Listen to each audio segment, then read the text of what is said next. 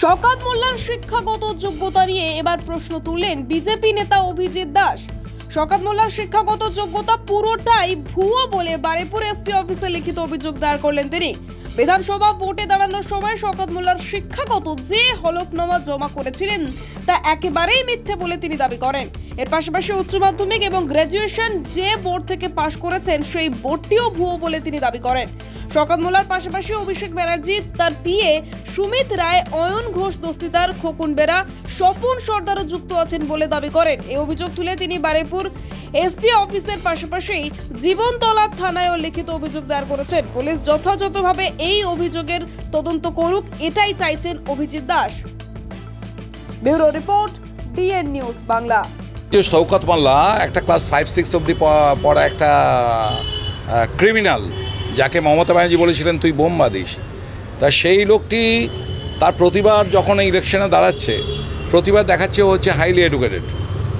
ও প্রথমেই 2014 সালে ওনাকে উচ্চ মাধ্যমিক পাশ করেছিল এবং সেটা 2016 সালে যখন দাঁড়ায় তখন ইলেকশন এভিডেভিটে দেখিয়েছিল যে ও হচ্ছে নাকি আপনার হায়ার সেকেন্ডারি পাস। সেটা হচ্ছে 2016 এভিডেভিট।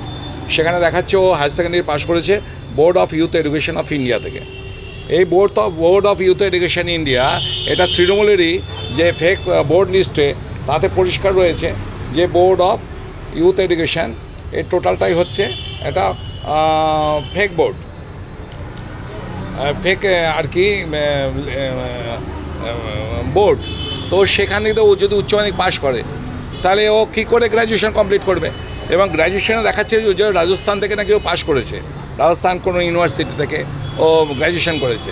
সেটা হচ্ছে ও রেগুলার কোর্সে দেখাচ্ছে। তা 2016 সালে একজন এমএলএ, সে 2018 সালে ও নাকি গ্র্যাজুয়েশন কমপ্লিট করেছে, 2021 সালের ও এভিডেভিটে দেখাচ্ছে। তাহলে সে কি রেগুলার ফ্লাইটে করে যাতায়াত করেছিল? এবং তারপরে ও এবারে ইলেকশনে দেখাচ্ছে যে ও আপনার মাস্টার ডিগ্রি করেছে ও একটা ইউনিভার্সিটি থেকে পলিটিক্যাল সায়েন্সে। তো এইটা টোটালটা নিয়ে আমরা ইনভেস্টিগেশন শুরু করি এবং দেখা যায় যে ওর যত সার্টিফিকেট ও এখান থেকে একটা জালি সার্টিফিকেট চক্রের সঙ্গে যুক্ত আছে এবং তার থেকেই ও এই সমস্ত সার্টিফিকেটগুলো ও কিনেছে বা নিয়েছে। তো এটা একটা ইন্টার স্টেট একটা ফেক সার্টিফিকেট চক্র।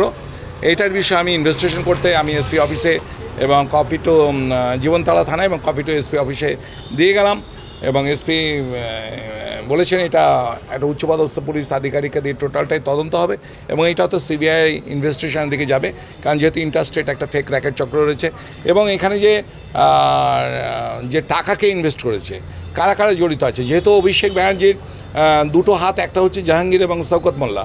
তো শওকত মোল্লার সঙ্গে অভিষেক ব্যানার্জির কোনো লিঙ্ক আছে কি না এই ফেক র্যাকেট চক্রের সঙ্গে, এবং অভিষেকের যে আরও যারা পিএ আছে সুমিত, অয়ন ইত্যাদিরা যুক্ত আছে কিনা এই সকল